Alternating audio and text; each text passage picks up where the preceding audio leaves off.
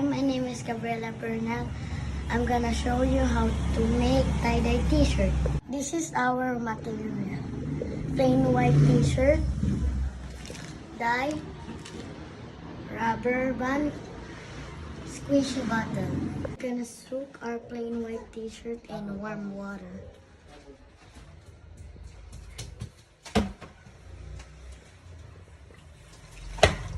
After that, we're gonna squeeze it.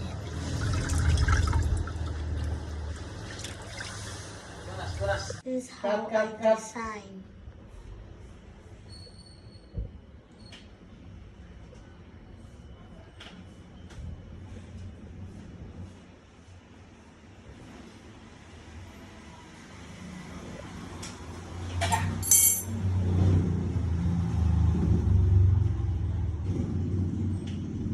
Now we're gonna put some rubber band.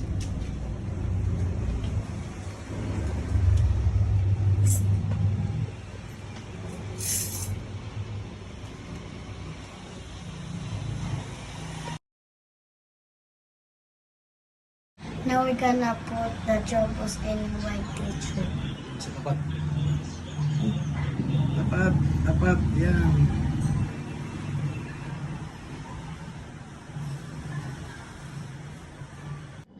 Pisa-pisahin mo lang ganun. Ayan.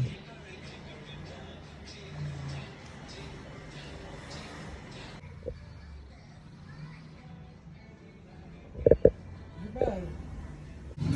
Ayun. Ayun. Hanggang dulo.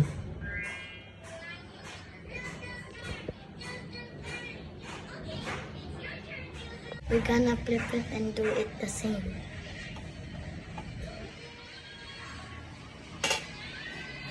Rose.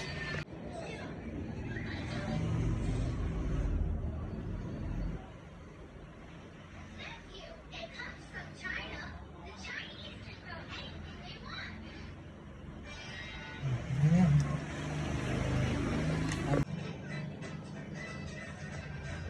Ayun.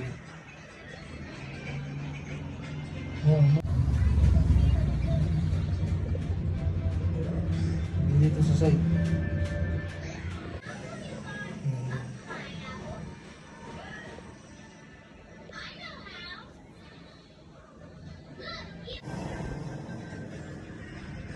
Ayan, okay na yun.